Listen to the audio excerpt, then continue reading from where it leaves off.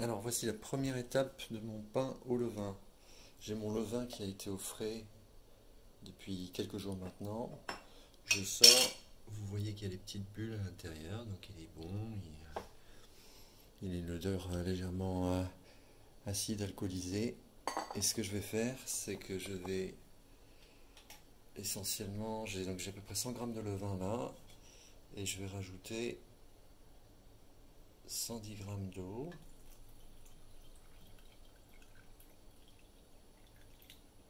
À peu près j'ai 110 g d'eau. Et moi ce que j'aime bien faire après, je vais avoir du mal en tenant la caméra, mais c'est fermer ça et le secouer. Donc je vais poser pendant 2 secondes pendant que je fais ça. Ce qui, comme par magie, me permet d'obtenir quelque chose d'assez liquide que je vais verser ici. Voilà. Et ensuite j'ai à peu près récupéré tout, mais je vais le faire avec une cuillère le reste. Et ensuite je vais rajouter 110 g de farine. Je vous retrouve dans une seconde. Voilà, j'ai rajouté mes 110 g de farine. Donc j'ai 100 g de levain, 110 g d'eau, 110 g de farine, ce qui me permet de...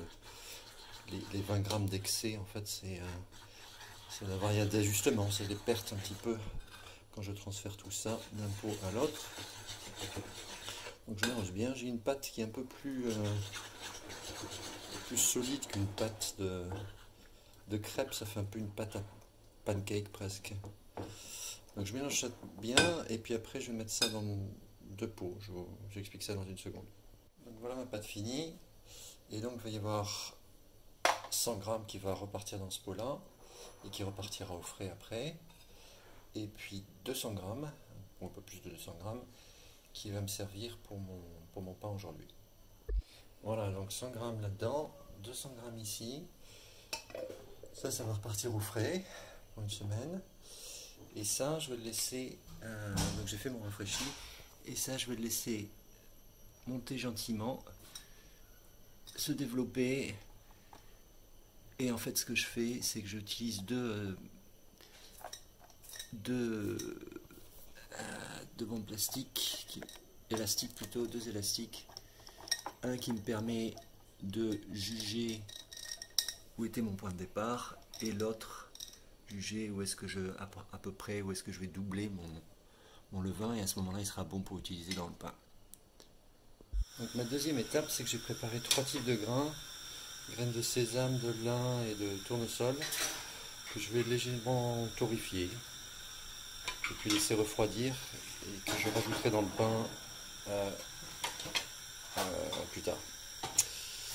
Je mélange tout ça et on va laisser ça gentiment doré, donner des petits arômes de noisettes, de noix qui sont assez sympas à rajouter dans le pain.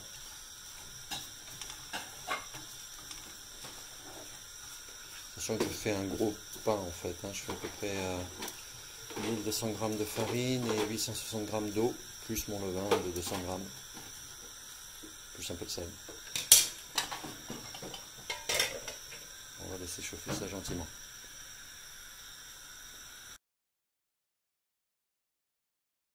Ok, donc étape 2, on voit que mon levain a bien gonflé, il a bien plus que doublé, on voit qu'il y a des bulles dessus qui apparaissent. Donc il est vraiment prêt là, il est peak performance. Donc j'ai mon levain, j'ai mon sel, j'ai de la farine blanche là et de la farine complète, et j'ai de l'eau. On va maintenant mélanger tout ça. Donc ce que j'aime bien faire pour commencer, c'est d'ajouter 200 g d'eau à mon levain ici. J'ai rajouté un peu plus, j'ai 220 g, et l'idée c'est, je vais mélanger tout ça. Donc je pose une seconde, je mélange et je reviens. Ok, donc je mélange bien, voilà, et l'idée après, voilà, c'est que je vais mettre tout ça là-dedans. Voilà, donc j'ai déjà ajouté 220 g d'eau. Vas-y. Alors ensuite, je vais rajouter mon sel ici. Voilà, donc j'ai déjà 220 g d'eau. Je vais rajouter à peu près 100 g. Voilà, 110 g. Donc je suis déjà à 330 g d'eau. Et l'idée c'est de diluer un petit peu mon sel ici. Alors, je le dilue un petit peu. Ok. Donc Mon sel, je le garde dessous pour le moment, je laisse diluer. J'ai déjà 300 g d'eau, 330 g d'eau, et je veux avoir à peu près 860 g d'eau. Faye, thank you for the silence. No noise, Faye, thank you very much for filming. Donc je rajoute 530 g d'eau, je vais être à 860. On va être à 530. 530.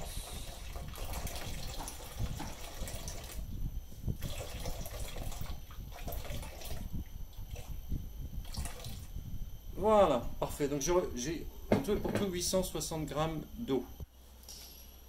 Donc maintenant je vais rajouter 1120 g de farine et je vais faire un petit mix entre de la farine blanche. Je peux à peu près mettre 1000 g de farine blanche, donc 1 kg de farine blanche. Et puis le reste, c'est plus ou moins la louche, hein. Et le reste, ça va être de la farine complète, que je vais rajouter maintenant. Donc 120 g à peu près de farine complète. Faire un petit mix. Hop, encore un petit peu. Voilà. Voilà, je suis à peu près bon. Je vais faire ça. Je vais rajouter mes graines que j'avais fait torréfier auparavant. Si vous en rappelez, je rajoute tout ça à l'intérieur. Voilà mes graines. Je mets bien tout parce que c'est des bonnes graines. Et une fois que j'ai ça, donc l'idée ça avait été de séparer un petit peu le levain de l'eau salée, mais maintenant je peux rajouter mon eau salée. Voilà, je rajoute bien tout. Et après ça, on touille, on s'amuse, on mélange, on fait de la pâte à modeler. Et l'idée c'est vraiment de pincer, de couper, de broyer.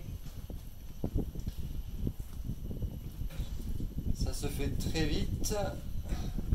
Voilà, l'idée c'est de bien tout incorporer, de ne plus avoir de farine. Voilà, j'ai fait ça pendant à peu près une trentaine de secondes, 45 secondes. Et maintenant j'ai une pâte qui est bien molle, hein, bien collante. Qui n'a pas beaucoup de consistance à cette époque-là, à ce stade-là. Voilà, donc là j'ai à peu près fini. Et maintenant je vais bien évidemment retirer le maximum de pâte. Et je vais laisser reposer tout ça pendant 1 heure pour former le tissu glutineux et faire ce qu'on appelle une autolyse. Voilà. On racle bien les bords. L'idée c'est de faire une boule. Je vais couvrir ça avec un torchon et je vais laisser reposer ça pendant 1 heure et on se retrouve après 1 heure. Voilà, à tout de suite. Voilà, ça fait maintenant à peu près 1 heure qu'on a eu notre pain, qu'il a pris une jolie couleur, mais bien évidemment il n'est pas encore prêt. Donc ce que je fais, c'est que je me mouille un petit peu les doigts, j'ai les doigts qui sont humides, et je vais chercher la pâte dessous, et je la tire, et vous voyez que maintenant elle a un peu plus de consistance, c'est le tissu glutiné qui a commencé à se former, et donc je rabats un petit peu comme ça progressivement mon pain sur lui-même. Voilà. Au besoin, je remouille un petit peu les doigts. Et l'idée, c'est de compacter un petit peu. Et maintenant, on va commencer un petit peu à travailler, mais pas trop en fait. Et alors, ce que je fais, c'est que je ramène un petit peu tout ça sur soi. Et j'étire en fait. Ce qu'on appelle l'étirage soufflage. J'étire la pâte comme ça, qui commence à devenir beaucoup plus lisse. On peut le voir, j'ai déjà pas mal changé de consistance en l'espace de 3 secondes. Et je rabats sur soi-même le pain, et c'est ce truc là qui va créer le tissu glutineux, et on va continuer à le faire tout à l'heure. Donc je fais ça pendant environ 2-3 minutes. Voilà, et là on a un changement de consistance quand même de notre pain. C'est étalé un petit peu, plus de consistance par rapport à ce qu'il était tout à l'heure, ce qu'il était il y a 1 heure. Et l'idée après, c'est que je vais le laisser à nouveau reposer. Donc je remets bien tout comme ça. Là. Et on va le laisser reposer pendant une trentaine de minutes maintenant. Voilà, donc le pain a reposé pendant une demi-heure. Il a déjà pas mal changé de consistance. Ce que je fais une nouvelle fois, c'est avec la main mouillée. Je vais prendre et regarder comme ça se stretch, le tissu glutineux qui fait bien son boulot là. On se stretch, on étire, on ramène sur soi, on étire, on ramène sur soi, on étire, on ramène, on étire, on ramène, on étire, on ramène, on étire, on ramène, voilà, hop, il y a tout qui vient d'un coup. Il n'y a pas besoin de le faire trop longtemps, juste 2-3 coups comme ça. Voilà, j'ai fait mon tirage. J'essaie de former une jolie boule. Ça n'a pas l'air d'importance. Voilà, j'ai refait ma boule et je vais laisser reposer à nouveau pendant une demi-heure. Voilà, donc après une demi-heure, voilà à quoi ressemble le pain. Une nouvelle fois avec des doigts légèrement humides, je vais regardez-moi ce tissu glutineux qui se forme. Bien changé, on a une pâte qui a bien changé de consistance déjà. Même des petites bulles qui se forment là. Une fois, l'idée c'est de l'étirer un petit peu, de le retourner et juste de reformer grossièrement une boule sur la fin. Un petit tour comme ça et puis un petit tour comme ça. Et voilà, on laisse à nouveau reposer pendant une demi-heure. Donc il y a des bulles qui ont commencé à se former, comme on peut le voir. Et on va continuer à tourner notre pain. Alors ce que je fais, je change un peu de technique là, à savoir que je le prends par dessous pour bien l'étirer. Et vous voyez qu'il commence à être super collant. À bien s'étirer. Et l'idée c'est de le décoller et de reformer à nouveau des boules. Je forme sur lui-même. Dans ce procédé-là, je l'étire, je solidifie mon tissu glutineux à nouveau. Regarde comme la pâte a changé. Cette farine et cette eau gluante qui devient quelque chose de beaucoup plus cohérent, solide. Et voilà, on va faire ma petite boule. Et je laisse reposer encore une demi-heure. Et voilà pour le dernier tour. On a une pâte qui a changé de consistance quand même, hein, qui commence à avoir... Alors on va de nouveau la tirer, la prendre par dessous. Et là elle va s'allonger, elle va s'allonger, elle va s'allonger, elle va s'allonger, elle va s'allonger.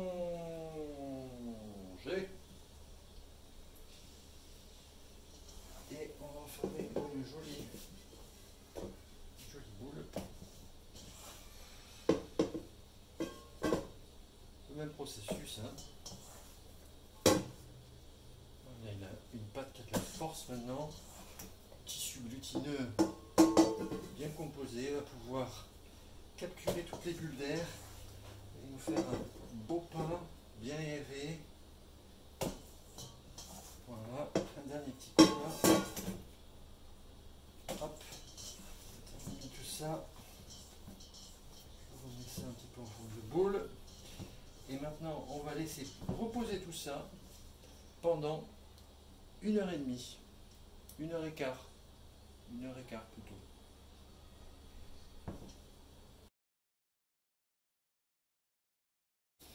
Voilà, donc après 1h15, on a des petites bulles qui sont formées. À nouveau, là il y a des bulles, il y a des bulles, il y a des petites bulles, etc. Donc ce que je vais faire, c'est que je vais mettre un peu de farine sur le dessus ici. Ensuite, je vais décoller un peu tout ça. Puis, le retourner et la magie opérer. Et voilà. Et c'est bien clean. Pas grand chose qui reste. Tiens, juste les quelques graines qu'il y a là. Et voilà. Donc j'ai ma pâte qui est comme ceci. Voilà. Donc je vais l'étaler. Et je vais la tirer un peu. Tirer un peu parce qu'on va faire une première découpe. Voilà, on va faire là, gentiment. On va rabattre ici. Et en gros, je vais faire 2 pains. Donc je vais faire à peu près moitié-moitié. Voilà, donc j'ai 2 pains. Et ce que je vais faire, c'est que je vais prendre là, je vais tirer un peu. Et je vais le faire en forme de boule grossière. Et après, ce que je vais faire, c'est que je vais rabattre un petit peu pour créer un peu de tension sur le dessus là. Donc la partie là bouge pas, mais je ramène l'autre côté. Là, vous voyez, il y a des bulles encore qui sont là. Hein. Là, bon, alors moi j'utilise un scraper aussi. Ça permet de le faire comme ça. Voilà, c'est toujours ma jolie bulle là. D'air. Voilà, donc grossièrement, hein, pas besoin de trop le travailler. Je fais mon deuxième bâton.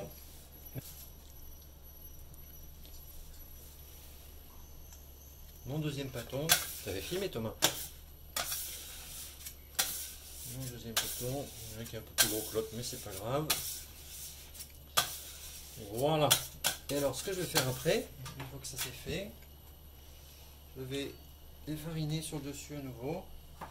Et je vais les laisser couvrir pendant encore une temps de repos avant la mise en forme finale et la mise sur le bâton. Je les laisse reposer pendant encore une petite vingtaine de minutes, couvert à nouveau. Et puis voilà, et on se retrouve dans 20 minutes pour la fin.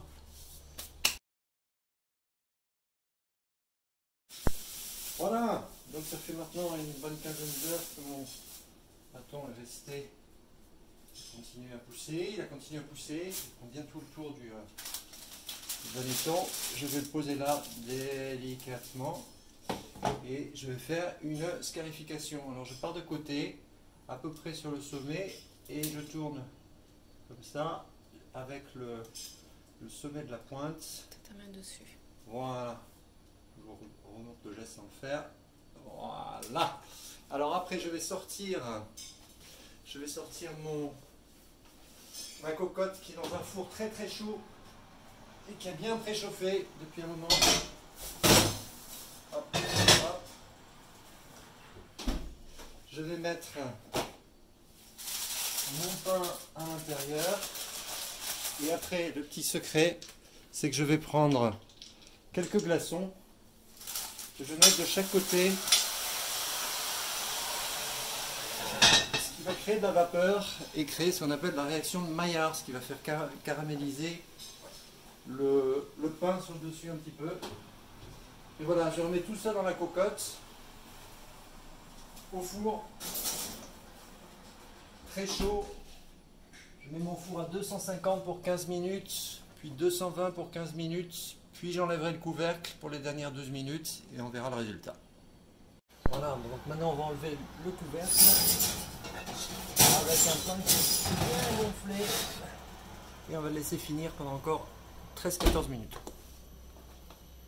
43 minutes à peu près, et voilà notre joli pain, mais qu'il est beau, mais qu'il est beau, on va le sortir gentiment, on va le mettre sur un truc comme ça, mais regardez, écoutez le son du tambour, et voilà notre joli pain qui est bien gonflé, avec une jolie réaction de Maillard sur le dessus, bien caramélisé. Voilà pour ce premier pain. Voilà, et pour ce second bonneton, ce que je vais faire, c'est que je vais mettre de la farine dessus. Je vais avoir une couleur plus blanche. J'utilise une nouvelle fois de la farine de riz parce qu'elle va moins absorber l'eau. On va faire un petit essai. On va faire 2 scarifs sur le dessus ce coup-ci. 2 scarifs plus droite et une là et une là. Et voilà, et c'est tout. On va voir ce que ça va donner tout à l'heure. Et voici maintenant notre second pain sorti du four, donc un peu plus doré. J'aurais pu mettre un peu plus de farine dessus encore, avec la scarification très différente. Donc les bulles seront peut-être un peu plus égales que sur le premier pain. Mais voilà, 2 beaux pains, fini.